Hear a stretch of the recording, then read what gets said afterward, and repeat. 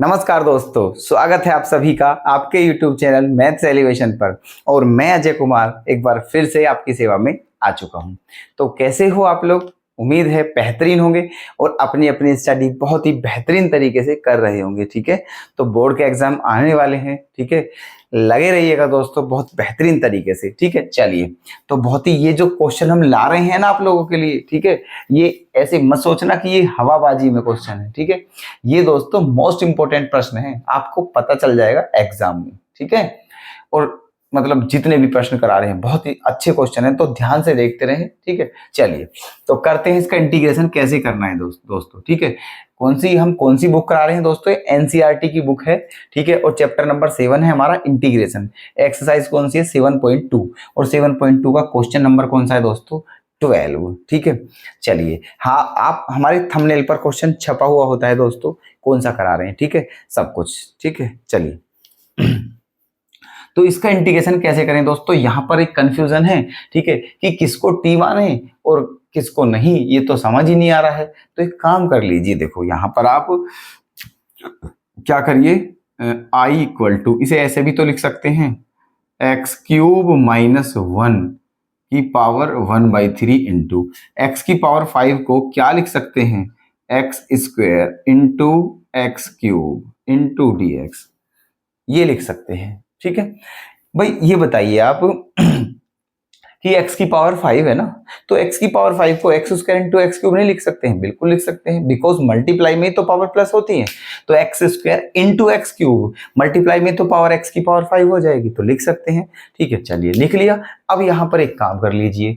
ठीक है, क्या करना है वो काम? आपको वो काम करना है दोस्तों, देखना ये जो पोर्शन है ये केवल ए, इस सारे को टी मान लीजिए। ठीक है, इस सारे को क्या मानना है? टी मानिए।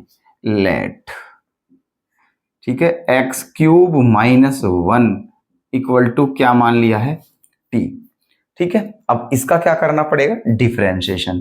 तो x³ का क्या हो जाएगा? 3x² इंटू dx, है ना, और 1 का तो 0 हो जाएगा, बराबर में t का क्या हो जाएगा? dt।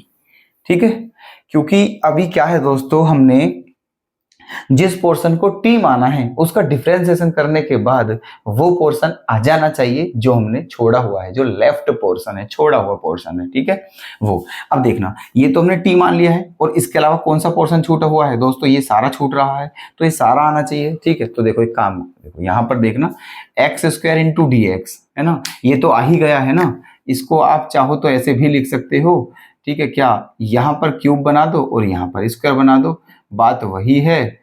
ठीक है, एक ही बात है, x³ इंटू x²। ठीक है, यहां ऐसे अब देखो, x² इंटू dx, ये यहां से ये 3 कहां चले पहुंच जाएगा दोस्तों? यहां बटे में, यहां से, तो x² इंटू dx ये तो आ गया है dt/3। ठीक है, इसके प्लेस पर क्या रख दिया है? t, और ये डिफरेंशिएशन करने के बाद आ गया है। अब ये x³ बचा हुआ है। ठीक है, क्या बचा हुआ है? x³। तो इसका क्या करना है ना, देखो एक बात ध्यान और रखनी है आपको कि अगर जब आपने क्वेश्चन में टी मान ही लिया है तो फिर पूरा का पूरा फंक्शन दोस्तों टी की फॉर्म में होना चाहिए, फिर एक्स नहीं होना चाहिए।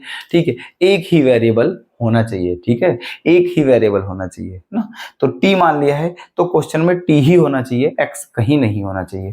ठीक है, तो यहाँ पर टी मान लिया है, चलो, और ये भी टी की फॉर्म में आ गया है, लेकिन ये x³ बच रहा है। ठीक है, इसका क्या करें? तो देखो इसका एक काम कर लीजिए, यहां से x³ - 1 किसके बराबर है? टी के।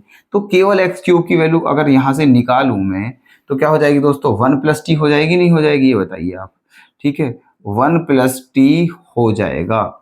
ठीक है, चलिए अब हो जाएगा हमारा सारा काम। देखो इसके प्लेस पे t माना, तो t की पावर क्या हो गया? 1/3।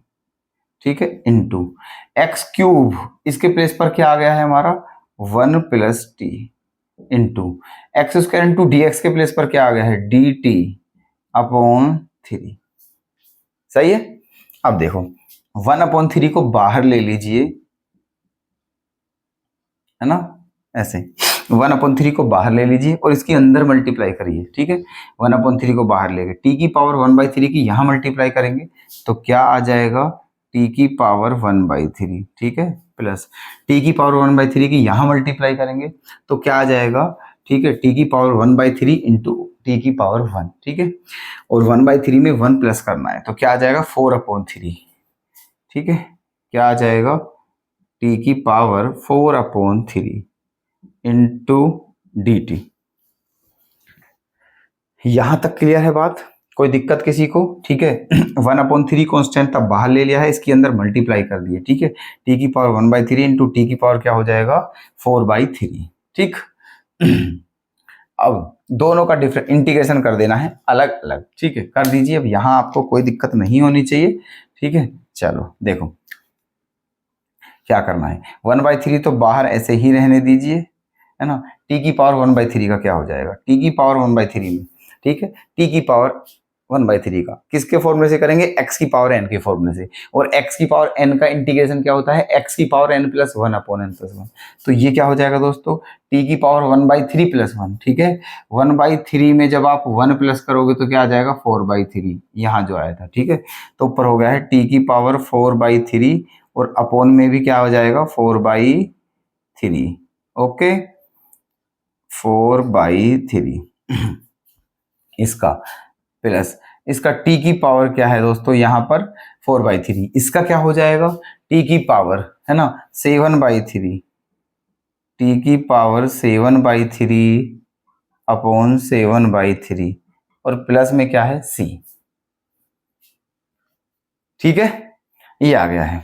अब देखो ये 3 कहाँ जाएगा दोस्तों, घूम के ऊपर जाएगा, ठीक है, जाएगा नहीं जाएगा, ये 3 जाएगा घूम के ऊपर और यहाँ भी, और फिर 3 को बना के इससे कैंसिल हो जाएगा दोस्तों, इससे ये कैंसिल खत्म कर दीजिए, ठीक है। तो बच क्या गया है हमारा, ये यही हमारा आंसर है, क्या आ गया है 1/4 टी की पावर 4/3, ठीक है, प्लस 1/7 टी की पावर 7/3 और प्लस सी, ठीक है, ये आ गया है। बस यही आपका आंसर हो जाएगा। बस क्या करना है आपको, क्योंकि क्वेश्चन एक्स की फॉर्म में है तो आंसर भी एक्स की फॉर्म में ही आना चाहिए, बस ये काम करना है। तो टी के प्लेस पर वही रख दीजिए जो आपने माना था, टी के प्लेस पर क्या माना था x³ - 1, ठीक। तो क्या आ जाएगा 1/4 x³ - 1 की पावर 4/3 प्लस 1/7 x³ - 1 की पावर 7/3 और प्लस का c,